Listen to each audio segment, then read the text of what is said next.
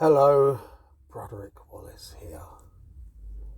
Just a picture of H.R. Giger for no real reason other than it just happens to be on my phone. I like to think of Giger as my spiritual granddad. I love the man, although he does slightly creep me out, to be honest. I totally get what he means when he said that he was afraid of his own art. Yeah. Anyway. Oh, shh. Go away, Chavies. Be gone.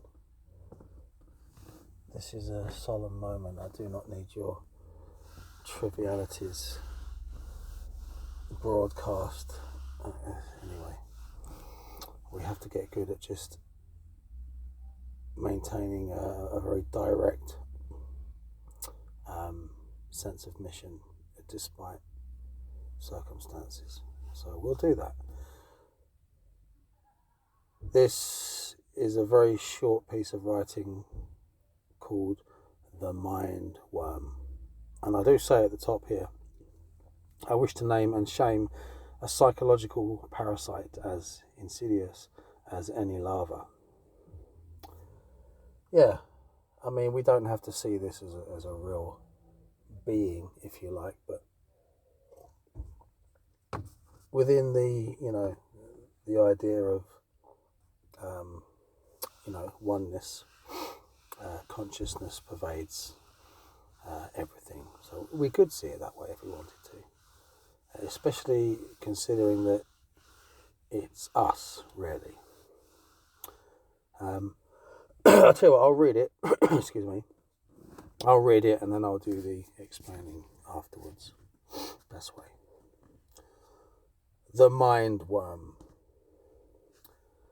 The Mindworm is a tricky one because it's not a spiritual creature you can separate out from yourself and blame. It's an artifact or side effect of either personal evolution or serendipitous mental breathing space or a state of positive mental flow. The patterns of old are deeply rooted and the subconscious realms can either embrace or struggle with change. It will take a few days. Everything is going great. You feel like you are the living embodiment of Hermetics. The world is your oyster, and then under such conditions it is conceived. Everything is going so well. This doesn't last. There must be something wrong. But then the real birth of the Mindworm is produced. Thus, the evolution of the lower aspects of being require fear and strife in order to encourage Darwinian evolution. The physical body might get wiped out if one is not extremely cynical and suspicious.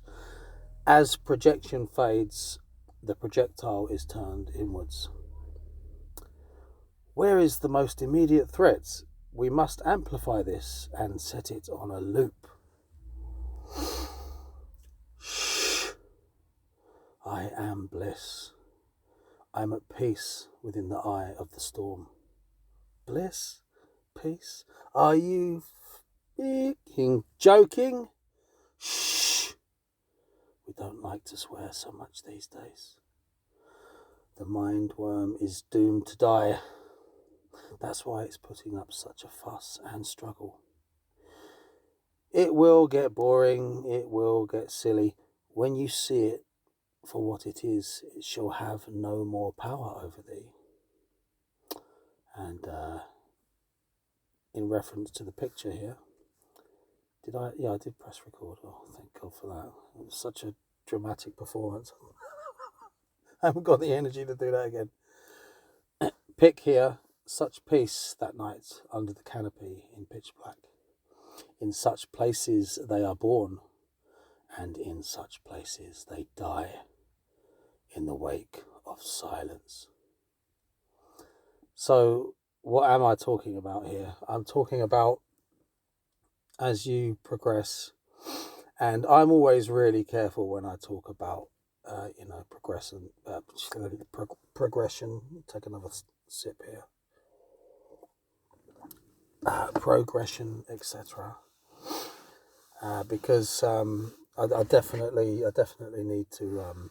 I think it's very wise to stay humble about such things. But nevertheless, if you do meditate every day, if you keep up this practice for long periods of time, you will change and you will evolve. And like with everything, it takes work and it's not easy. Sometimes you go back a little bit, sometimes you suddenly shoot forward.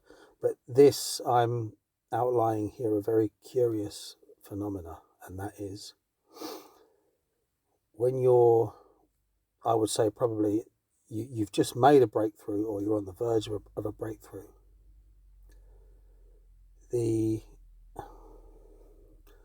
Some aspect of the self is not comfortable with change and it puts up a fight. So it's definitely it's a subconscious survival mechanism, but I won't go on to explain in detail because it is outlined in the text there. So I'd only be explaining what I've just read out. And I was thinking about this, I think it was the next day. I was cooking a joint of beef on a little barbecue, and I do like half an hour on one side and I do half an hour's meditation. Then I turn it over. You imagine it's wrapped in like silver foil on the barbecue. Actually, no, it was an open fire. Actually, I built a fire. No, sorry, because I sometimes do both. And another half an hour on the other side. And actually, I think I might be getting too, because I do this often, I'm getting too confused. Because I was about to tell the story of when I decided that the fire was out enough. I give it a kick, it's smoking a little bit. I thought, that's fine, nothing's going to catch on fire. And as I got back to the van, I heard the authorities turning up and a large plume of smoke above the roadside. I thought, I better get out. Anyway, that didn't happen. Like I say, you live and learn. So yes, the one that I was, the actual time was I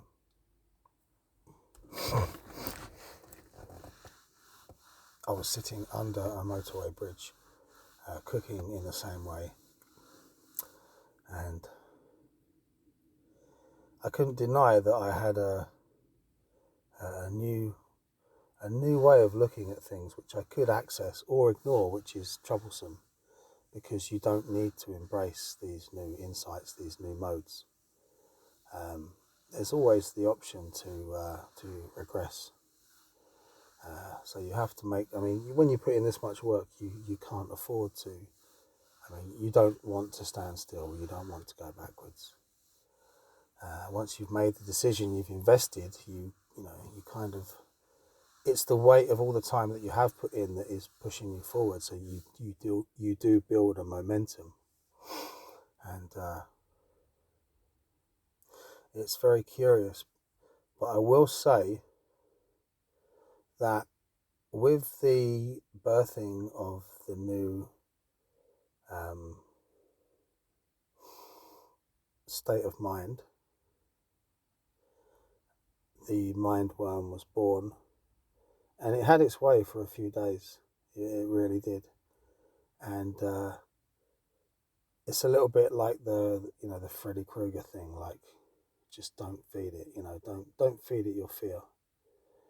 And eventually it becomes tiresome and boredom. You'll be in meditation, it's like, are you still there? Like, this is just dumb, I'm not interested in you.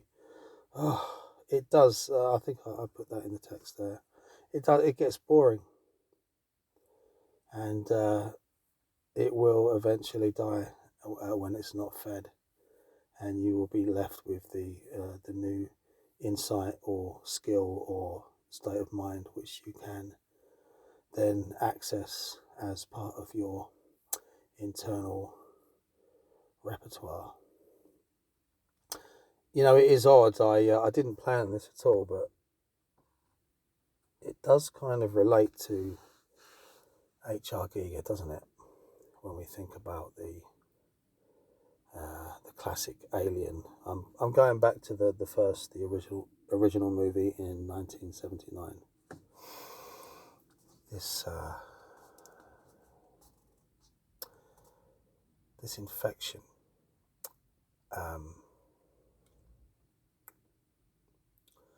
Although that the fictional version is completely irreversible, let's face it. But it is a similar thing, I think. There is something to be said there. And I definitely want to make a really long, in-depth video in future where I'm going to examine lots and lots of Giger's art and try and get into his mindset and not do too much reading. Don't get too caught up in what other people think, but just, examine the man and lead on eventually to the movie Alien as well. Obviously, this is not the usual thing for this channel. It's just mostly, meditation, the occult, ancient history, etc. But I think obviously art is valid, and I think there will be a lot to be gleaned from H.R. Giger as a kind of like a chamber of horrors in a way, where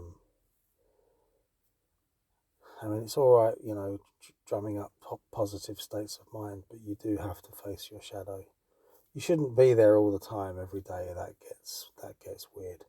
I could imagine that if I was Mr. Giger, I would probably want to just get out of the house sometimes and not think about my biomechanical sexual hell realms.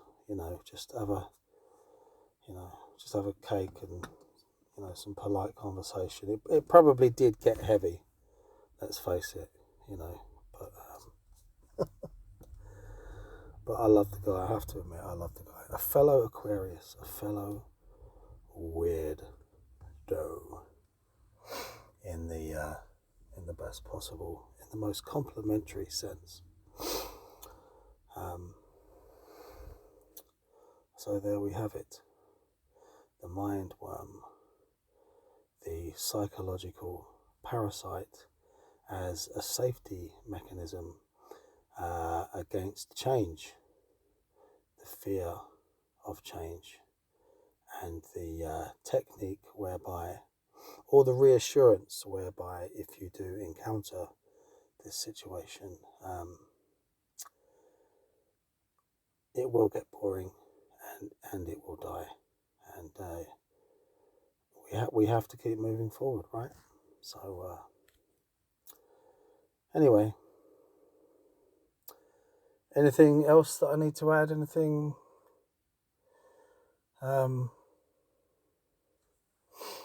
Definitely will have an attempt at getting someone else. Obviously, I've talked to Mr. Samuel on the channel, many times, and we'll definitely finish the ayahuasca series of videos, the ayahuasca journal. But I do need to take the plunge and get someone else on and have it in that kind of podcast interview style. It's important to take the plunge and to move into that new area and to develop that aspect of the channel. So, who will be my first victim? Probably one of my mates, to be honest. Just get someone on that I can,